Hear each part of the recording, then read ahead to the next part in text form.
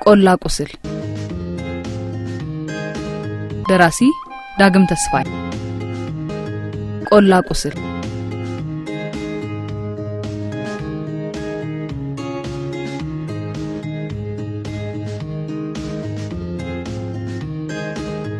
ህመሙ አይገባይ መሰለው ይሄ ቆላ ቁስል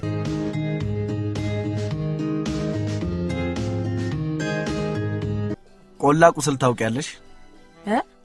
በታውቂስ የምን ፈሸነ ተርመቻ አማርኛ ፈሊቶ ነው? አልገባኝም። እሺ ሰፈራ ምንድነው? ሰፈራ አራውቃለሁ። ሰፈራ ምን ነበር? መዝገበ ቃል ከፍተሽ ሰፈራን ሰቤት ብትፈልጊ አዲስ ቦታ መያዝ መክተም ምናምን ይያለ የሰፈራ ምንነት ይነግርሻል። ቆላ ቁስልን ቀቤት በፈልገውስ ፍቺውን እንጂ እውነቱን አይነግርሽም። መርዛማ ቁስል ቢልሽ ምን ይገባሻል? ቆላ ቁስል መርዛማ መሆኑ እርሱ ትርጉሙ ነው። ትርጉም እውነት አይደለም? ያልፋል። ሐቅ ነው በትርጉም ውስጥ የሚረጋገጠው። እውነት ከሐቅ ያልፋል። አልገባኝም። ሐቅ እውነት አልነበረም? ያያትሽን ጫወታ አልቀጥልም።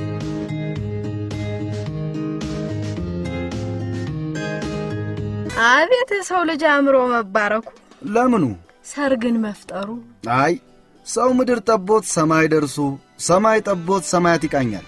አንቺ ጀግኒት ሰርግ ላይ ነሽ። አቤት የመድሃን ያለ ማገዛዝ መጣፈጡ። ደሞ ለምኑ? የሰው ልጅ ሰርግን እንዲፈጥር መፍቀዱ።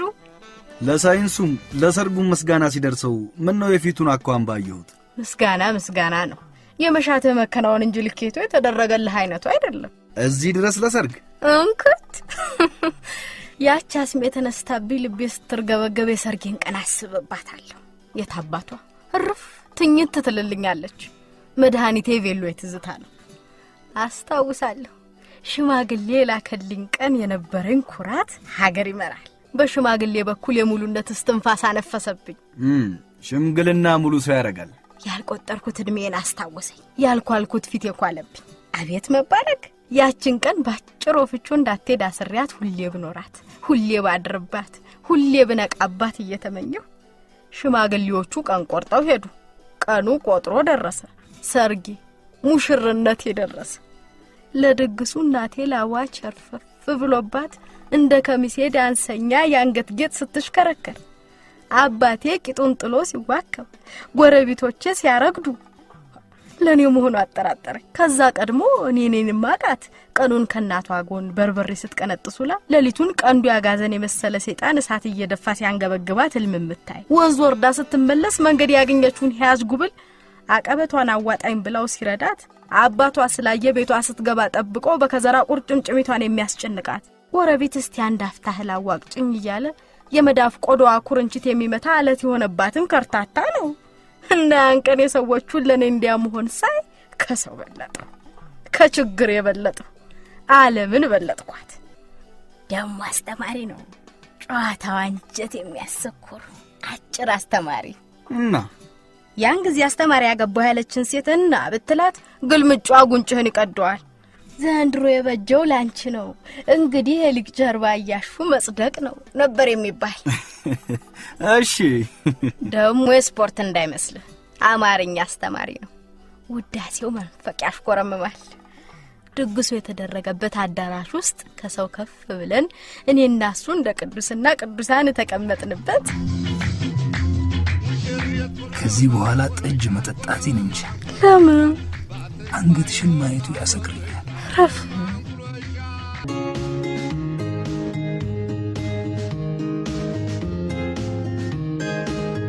በሰርጌለት አሽኮርምሞ ሊገለኝ እንዲህ ማለቱን ለእናቴ ስነግራት ክፉ እንዳረዳኋት ሁሉ ተክዛ ቆየች። ምን ሆንሽ ብላት ሰካራም ይሆን ደብላኝ ርፍ እኔ አላሳሰበኝም።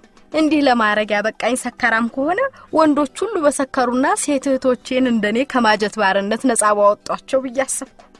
በኋላ ምሳ ተበልቶ ሙዚቃው መጮ ሰው መደለቅ ሲጀምር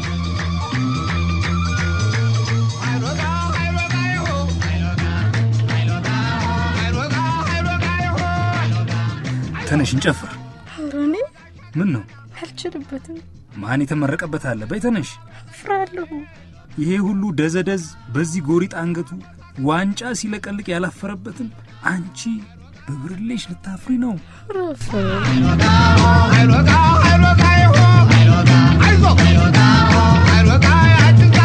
ማን ሆንሽ እያለኝ እንደው አላውቅም። እኔም ማውቃት እኔ እንዲህ ሲባል ሰምታም አታውቅ። የዘፈን ግጥም ይሆንኩ መሰለኝ። እሱ ኬኔዲን ሆኖ የሚዘፍነኝ እየቆየ ውዳሴው እንደ ቢጫ ወባ ከጭንቅላቴ ደርሶ መግደርደሬን ነድፎ ገደረውና መደለቃ ማለት ተስፋዬ። አቤት የኔ ብርሌ። እረፍ እንዳልሽ አንድ ነገር አስቤ ነበር። ምን አስብሽ? አይ እንዲያውም ይቀርተው። ምን ነው? በኋላ ቤት ስንሄድ እነግርሃለሁ። እንደ ፈቃድሽ የኔ ብርሌ። እረፍ። እሺ ግንም በነገርህ ችግር የለውም። ንገሪኛ። ወደ ሰዎቹ ሳንዞር እንጨፍር።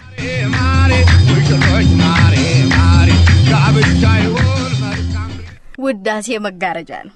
የለብሰው ቃል ከሀፍረት ይጋርድሃል። ይህን ታምናለህ? የጥላትም ቃል መጋረጃ ይሰራል። እንዴት አልህ? ኮልድ ዋር ስለሚባል ታሪክ ሰምተሻል? ንበረኛ። በአውሮፓ ሀገራት ማር የተደረገ የቃል ጦርነት ነው። ይሄ ቃል ደርጅቶ አይረን ከርቴን የሚሉት ሐሳባዊ የብረት መጋረጃ መሃላቸው ዘርግቶ ነበር። አፍህን ከርክም። የኔ አስተማሪ ቃል ከፍርሃቴን የሸሸገኝ። ከክፉ አታመሳስልብኝ። ይቅርታ። ምሽት ላይ ለእናቴ ያለኝን ሁሉ እየተፍለቀለቅኩ ነጋ።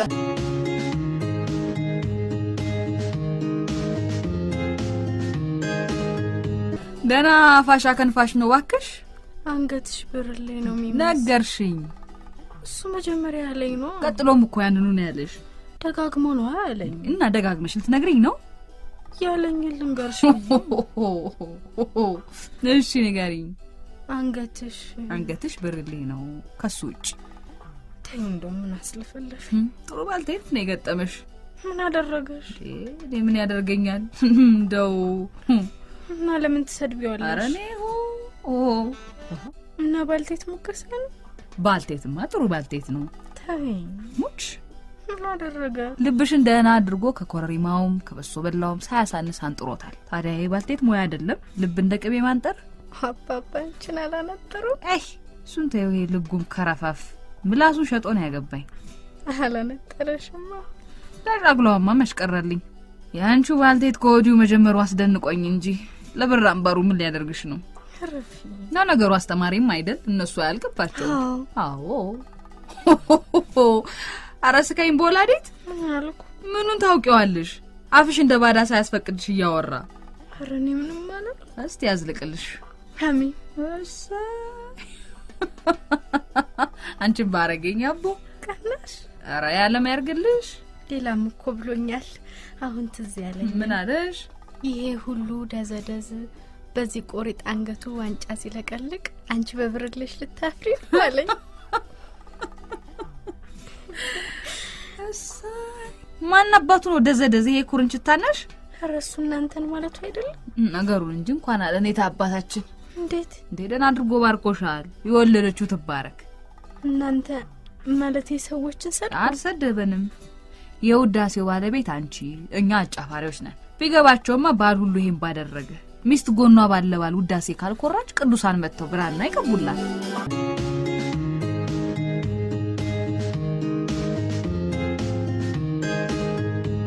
ልክ ነች አይደል? እርግጠኛ አይደሉም። ለምን? የኔን ትዳር ታውቂዋለሽ። እኔ ለማሞገሷን እሺ ነው ትዳር የከፋው። አታንስም የኔ አንበሳ ነው። እንደ ባል ለመከበር አስተማሪ ልሁን? አይ እሱ ከነሱን ዙሮ ጋር ተቃቅፎ የጠፋ የዘመን ተረት ነው። እንደውም የኛ ጊዜ አስተማሪ ባሁኑ ሼፍ ነው። እሱማ ሼፍ መሆኔን ስታውቅ ነበር ለትዳር የፈቀደችኝ። እንደሱ ነው አንበሳዬ። ዘመኑ የሚያከብረው ወጥቀቃዎችን ነው። ዘፈኑ የሚቀየር አይመስልም? የምን ዘፈን አመጣሽ? የኛ ልጅ ኩሪ ኩሪ ወሰደሽ አስተማሪ ነው። በምን ይቀየራል? ወሰደሽ ዳቦ ጋጋሪ እንጀራ ጋጋሪ። መግጠሙን የታባት ያውቅበታል። የኛ ሙሽራ ሳቂ ሳቂ ወሰደሽ ወጣዋቂ ወጣዋቂ ወሰደሽ ወጣዋቂ። እሺ የትሳለንቆ እናትሽ እንኳን ሰደበን ብለውሽ? አዎ ያንተን እምነት እንጃለ። ለኔ ግን እናቴ ልክ ነች። የባሌ ውዳሴ መገፋቴ ካሳ ነው። ይገባኛል። ካለም ስጣለ የሚደብቀኝ እሱ ማጽናኛ ነው። ሲፈልግ ይዋሽ አለሁልሽ ማለቱን ማውቀው ከውዳሴው ነው። ካልሆነ እኮ የኔ አካል ሴት ልጅ ገፊዋ ብዙ ነው። በአካል በማህበር ተገፋፍቼ እርሱ ውዳሴ ግድግዳ ካልሆነ መውደቂያ አይደል? እሺ ከዛ በኋላ ከአባዬ ጋር ምን ሆነ? አስተማሪው አባትህ ከነ ውዳሴው ሸክፎኝ ቤቱ አስገባኝ። አዲስ ዓለም ተስማማሽ? ቤቱ አዲሱ ዓለም። የሄድን ሰሞን ቀን ስራው ለውስጥ ይመለስ የሴትነቴን ተንተፋትፌ የቀረኝን ጊዜ አልጋዬ ተጋድሜ ጠብቀዋለሁ። መሰልቸት መጣ? አይ ማታ ማታ ሲመጣ እንደ አረብ ተረት የሚነግረኝ የአስማተኛ ውዳሴው የቀኑን መሰልቸት አልገለጠልኝም ነበር። ውዳሴው ሸፋፈነብሽ እንጂ መሰልቸቱ ነበር? አይ እኔ እንኳን ከሱ ይልቅ መጥቶ የሚለኝን መናፈቁን የበለጠብኝ። አንተ ትዳርህ የቀዘቀዘው ሚስት ስለሰለቸሽ ነው የሚመስልህ? እንዲመስለኝ አይጠበቅም። ነግራኛለች። ምን ብላ? ትዳር በሚባለው ጥመድ ውስጥ ሴቷን አይጥ ሆኖ መገኘት ከመጉዳቱ በላይ ይሰለቻል፣ ሰልችቶኛል ብላኛለች።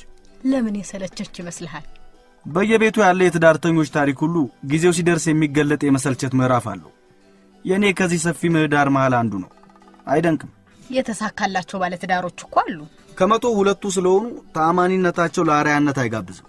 ባይሆን አንቺ ልጅ ስለነበርሽ ይሆን? ምን ይሆንኩት? ውዳሴው እንዲህ ሁሉን ያስረሳሽ? አይደለም ሴት ስለሆንኩ ነው። ሳስበው ልባችን በጆሮአችን በኩል የሚያልፍ ይመስለኛል። በጆሮ የምሰማው ነው ልቤ ላይ የሚያርፍልኝ። ምን ይልሻል?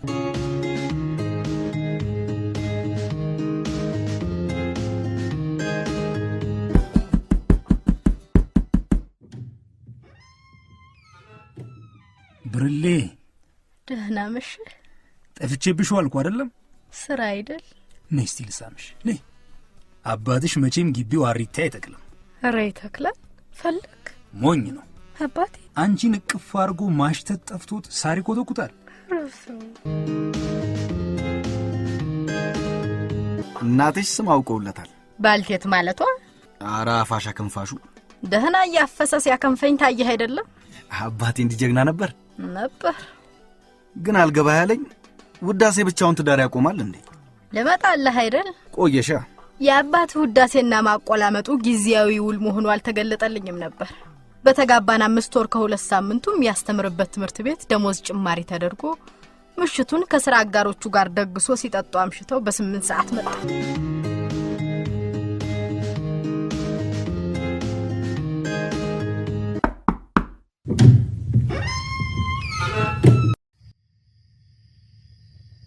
ደህና መሽ። ማን ነው ጠያቂ? እኔ ነኝ። እኔ ብሎ ስም አላውቅ። ጠንቶብሃል። ና ከብርዱ ገባበል። ማን ነው የሚያናግረኝ? እኔ ነኝ አልኩህ። አትሟዘዝ። ማን ነው ሰዳቢ? ኧረ አልሰደብኩም። ተቀየም። ስምሽን ታውቀዋለሽ? እንክት እኮ እንክት የምፈልገው እሱን ነው። ለምን አትነግሪኝም? ብርሌ። ተይ። ሲያሰኝህም ብርሌም ትለኛለህ። ተይ ተይ። ምን? አትቅጠፊ። ስምሽን ንገሪ። የኔ ብርሌ። በሰው ብርሃን አትድመቂ።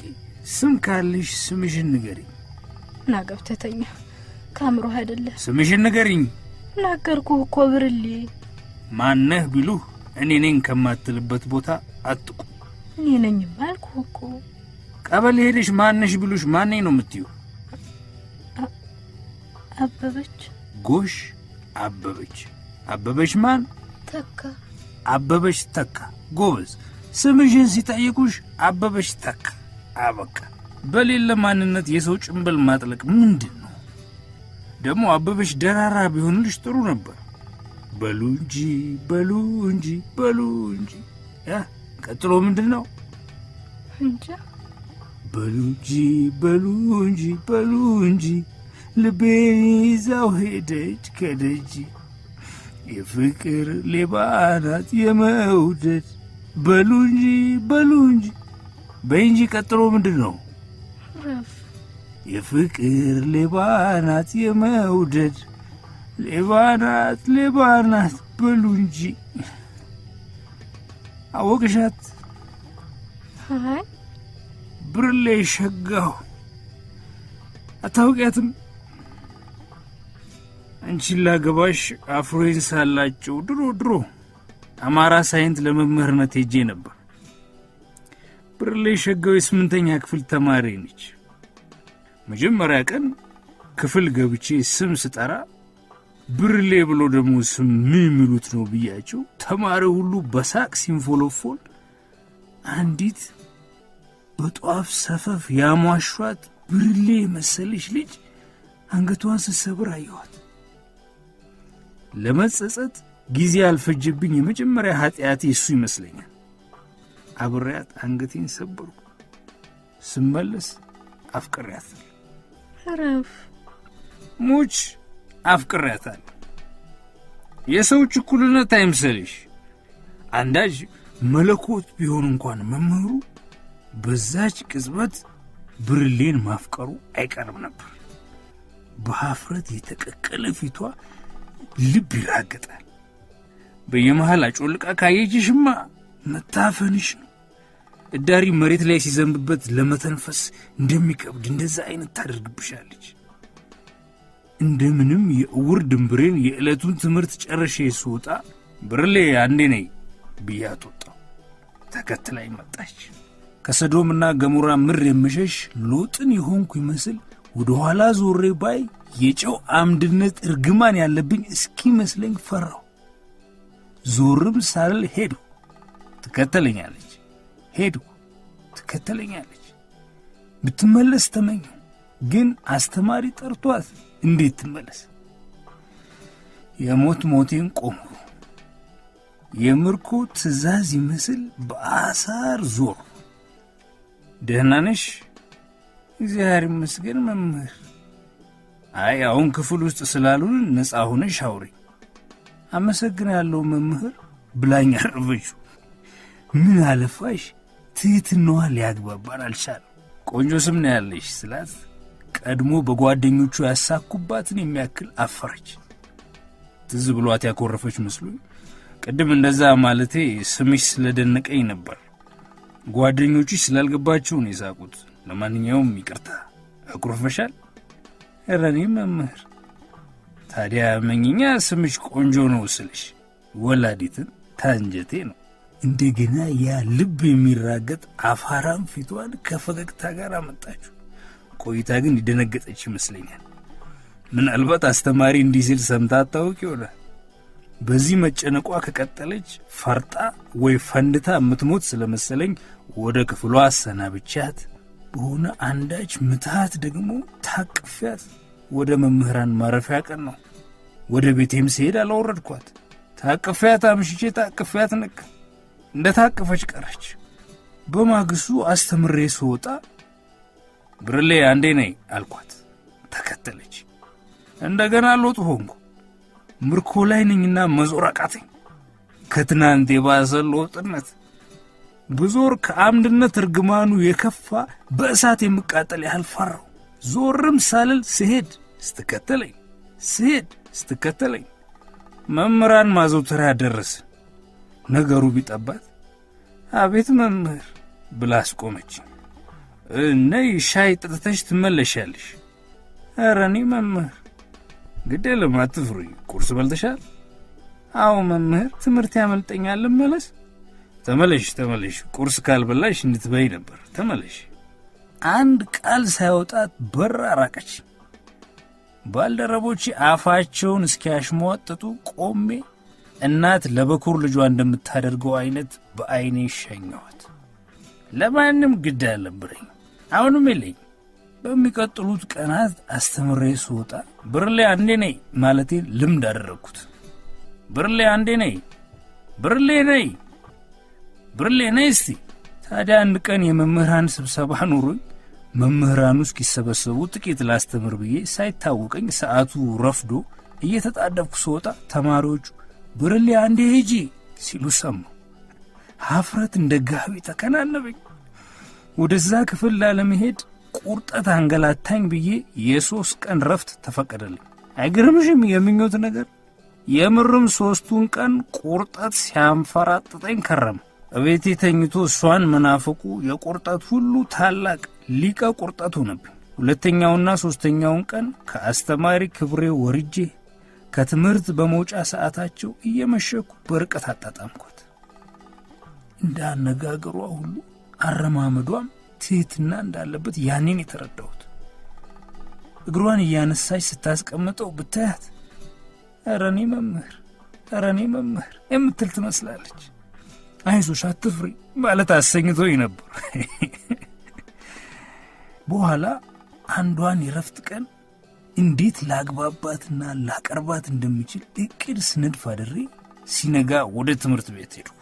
እቅዴን ዕለት ተዕለት መተግበር ጀምሬ እንደ ዱር ነብር ብዙ አልፍታኝ መቀራረብ፣ መተያየት፣ መነጋገር፣ መሳሳቅ፣ መፈላለግ፣ መጎሳሰብ ጀመር። እንዲህ በጀመርን በ6ኛ ቀኑ ሳምንትም ሳይሞላን ክፍል ገብቼ ባያት የለችም። ስም ስጠራ አሟት ቀረች እንዲሉኝ ጠብቄ ብርሌ ሸጋው ብል ዝም።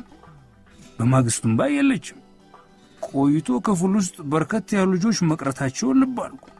ብጠይቅ ከጀርባዬ እንዳያወሩብኝ ስለፈለኩ ጥያቸው ወጥቼ ወደ ሰፈሯ የመሮጥን ያክል ተራመርኩ። ሰፈሯን ያን ሰሞን የተቀቀለ ስኳር ድንች አምጥታልኝ ስሸኛ ታይቸዋል። ቤታቸው ስደርስ አባቷ ቢወጡ ምን እንደምላቸው ያብሰለሰልኩ ደረሱ። ሰፈሩን ክላሽ የለበሱ ታጣቂዎች ሲርመሰመሱበት አየሁ። አንድ ትልቅ የመንግስት ካሚዮን ገበሬዎችን እያጭቅ ይጭናል። ደንገጥገጥ ያልኩ አንዱን ታጣቂ ምን እንደተፈጠረ ስጠይቀው ሰፈራ አህጆች እየወጡ ነው አለኝ። እነማን ናቸው ማለቴ ወዴት ነው የሚሰፈሩት? ለምንድን ነው የሚሰፍሩት እያልኩ ስምታታበት እንዳትሰፈር ከዚህ ብትሄድ ይሻልሃል አለኝ። በዛን ወቅት በአካባቢው በተከሰተ የመሬት ጥበትና የድርቅ ስጋት ምክንያት ገበሬዎች በውዴታም በግዴታም እየተለቀሙ ወደ ተለያየ አካባቢ እንደሚላኩ አውቃለሁ። ብርሌ የት እንደሄደች ግን የሚነግረኝ አጣሁ። የት ብዬ እንደምከተላት ጨንቆኝ ሰነበተ። እየሰነበትኩ ሳጣራ አባትየው በፈቃዳቸው ወደ ደቡብ ምዕራብ መሄድ ስለፈለጉ ወደዛው ነው የሰፈሩት። እናቲቱ ግና የእትብቴን አለቅም እያሉ በማስቸገራቸው አሳቻ ጊዜ ጠብቀው ገበያ መሃል ነው አሉ ያዟቸው እና ወዴት እንደሄዱም አይታወቅ አሉኝ። ብርሌ ከማንኛቸው ጋር እንደሄደች የሚነግረኝ አላገኘሁም። ሁሉም ራሱን ሊያስመልጥ ሲሯሯጥ አስተውሎ ያያቸውም የለ። የኔ ብርሌ የኔ አንገተ መልካም በእርሻ መሬት ጥበት ምክንያት ጠፋችብኝ። ማን ይሙት አሁን ለእርሷ ቅጥነት መንግስት ቦታ አቶላት ነው ለመሬት ያለበት ላሳያችሁ እያለ ብርሌን ከኔ አታለለኝ። ይሄ ከሆነ ከ8 ዓመት በኋላ ነው እሷን አለማሰብ እምቢኝ ስላለኝ ራሴን ላታለል አንገተ ረጅም ሴት ለማግባት የወሰንኩት። አበበሽ አበቡ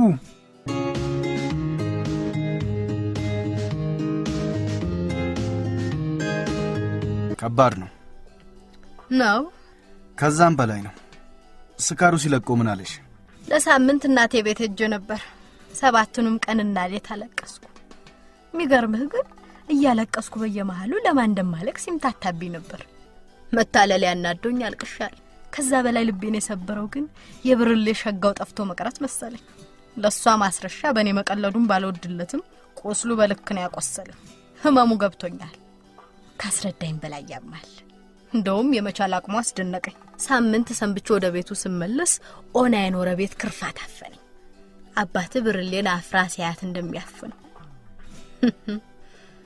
ከስራው እስኪመለስ የሚታጠበውን አጥቤ ቤቱን ጠራርጌ ራት ሰርቼ ጠበቅኩት። ጠጥቶ ስለመጣ ብዙ አልበላ። በመምጣቴ ግን ደስ እንዳለው አውቄበታለሁ። ብላ እንጂ ስለው ሽኮረመም ነበር። ጥፋተኝነትም ተሰምቶት በሙሉ አይኗ ላይ ሻለኝ። ህመሙ አይገባኝ መሰለው። ይሄ ቆላ ቁስል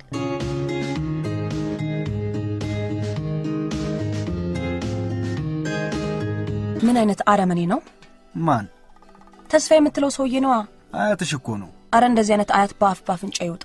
ፈልጎት እንኳን አይመስለኝም እንዲያደርገው። እንዴ ሳይፈልገውስ ቢሆን ቁስሉን ለማስታመም ሌላ ሰው ማቁሰል አለበት? ብልግና አይደል? እንደሚያቆስላት አላሰበም ይሆናል። ምን ማለት ነው አላሰበም ይሆናል? ብርሌ መሄዷን ማመን ስለማልፈልግ ሌላ ሴት አግብቼ ብርሌ እያልኩ ጠራታለሁ ብሎ አይደለም እንዲያገባት። እውነትም ቆላ ቁስል። ቆላ ቁስል ምን እንደሆነ ገባሽ? አዋ እሷ ግን ስታሳዝን። እሷ አታሳዝንም። ልቧ በመተረላት ባሰኛት ቦታ አድራለች። ማዘለኛ ነው። እናቴ እናንተ በምን ምክንያት እንደተኳረፋችሁ እንኳን ነገርከኝም። ሁሉም ጥል እንዳያትሽ በቂ ታሪክ የለው። ሰሚ ያለው ቁስል እንዴት ጽድቅ መሰለሽ?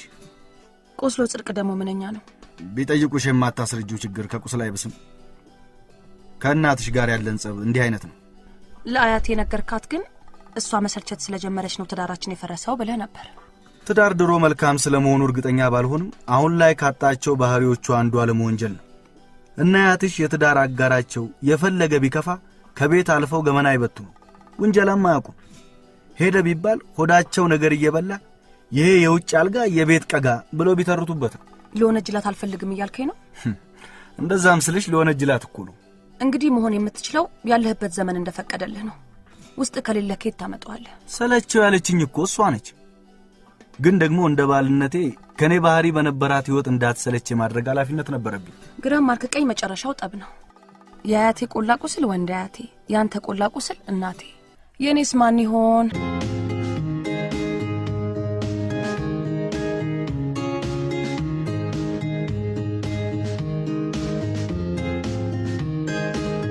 ቆላ ቁስል በዳግም ተስፋዬ። ተዋንያን አሳየ ገነነ እንደ ልጅ ወይም ሼፍ፣ አዳነ ጌታቸው እንደ ተስፋዬ፣ ኤልዳ ግዛቸው እንደ አበበች ወይም አያት፣ ረዴት ተረፈ እንደ እናት፣ ሃና ጌትነት እንደ ሴት ልጅ።